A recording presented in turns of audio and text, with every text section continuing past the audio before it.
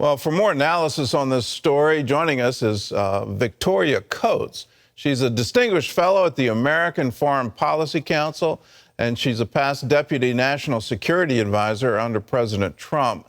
So tell us, what are Putin's long-range goals beyond Ukraine?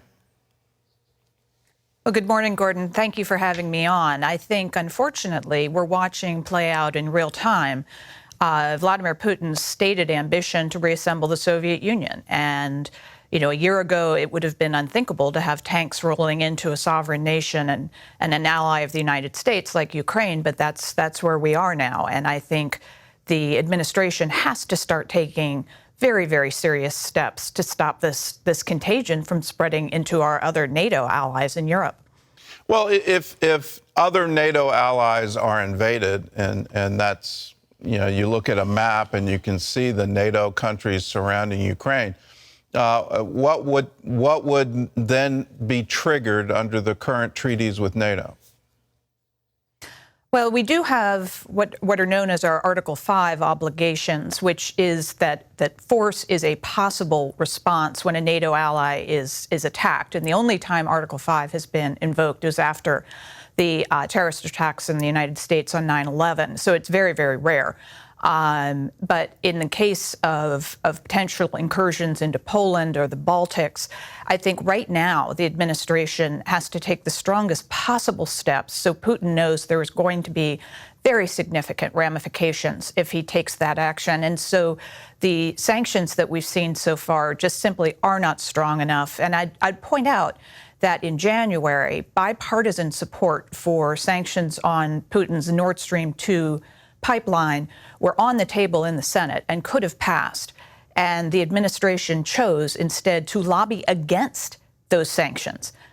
So we've had these opportunities to send a message to Putin. It's long overdue, and they have to start today.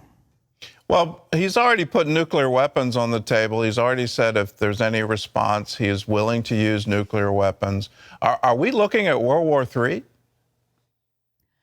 We don't have to be, Gordon. That's the whole tragedy of this situation. It is happening because of the inertia and I would say the myopia of the U.S. administration, which seems far more focused on getting a new deal with the Iranian regime in Vienna on the nuclear program and on climate issues than they are on actually stopping World War III from breaking out. I know you have another guest on who was a witness to World War II who uses the very powerful words, never again. They have to mean something. We cannot go through this again in Europe. And there are steps we can take to prevent it. We should start immediately, sanction the Russian National Bank, sanction Putin himself so that he knows America is not going to stand for this. Well, speaking of sanctions, we haven't sanctioned the oil and natural gas coming out of Russia. And apparently that is now financing the invasion. So why do we still allow them to export oil and gas? It's absolutely mindless. And as an alum of the Department of Energy, as well as the National Security Council staff, I know firsthand how powerful the American energy renaissance was under President Trump, which allowed us to become one of the world's great exporters of oil and gas. And it's a tremendous strategic advantage to us. But when President Biden, on day one of his administration, canceled the Keystone Pipeline, he took more than 800,000 barrels a day offline for the continental United States. And now we import more than 500 million barrels a day from Russia. So we're literally paying Putin to invade Ukraine. We're financing it. And the best response the administration could come up with yesterday was former Secretary, now Special Envoy Kerry, complaining that maybe this would distract Putin from cooperation on climate change. It makes no sense. And so I think we need to develop a very powerful domestic energy incentivization program to massively expand our production of gas and oil, export that to our friends, consume it domestically, do not pay Putin, do not reward his aggression and offensive military operations. This is something, again, we could start today if we wanted to. It would have been great if we had started 6 months ago or if we hadn't turned it off a year ago. But we have this capacity, we have this strength, and all we need to do is have the will to grab it. So very much hope the administration will start to see this clear picture. Well, let's change theaters and talk about China. Taiwan just warned yesterday that more Chinese planes are entering their defense zones. It seems like every single week we have a new sortie of Chinese planes entering into Taiwan airspace. Are they going to take advantage of this? Is Taiwan now at risk? I think they absolutely are. And that's, again, why this is such a dangerous situation, is these things are related.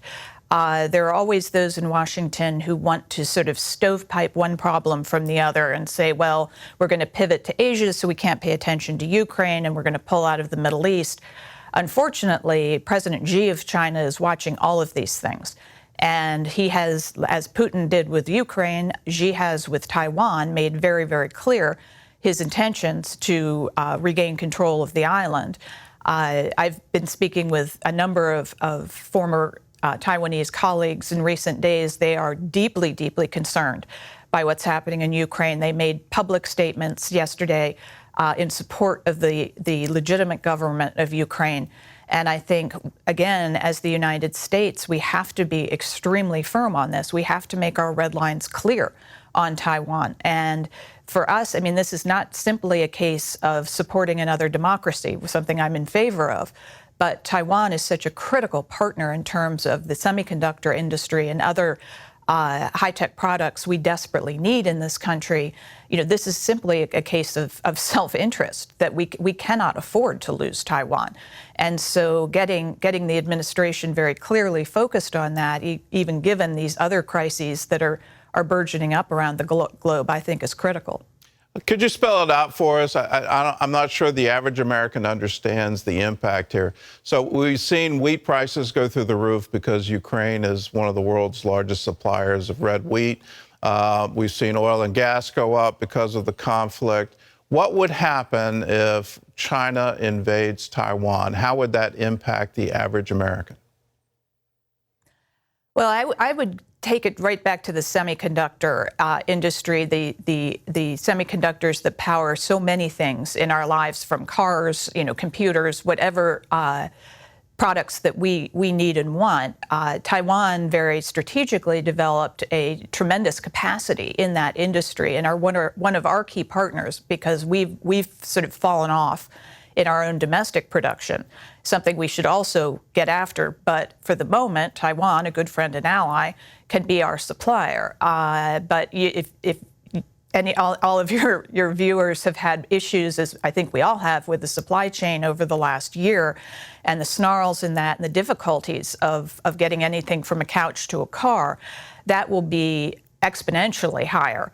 And so, you will have compounded the inflationary pressures from the Ukraine invasion, with potentially a disruption in goods and supplies into the United States because of Taiwan. We could be looking at a very difficult period.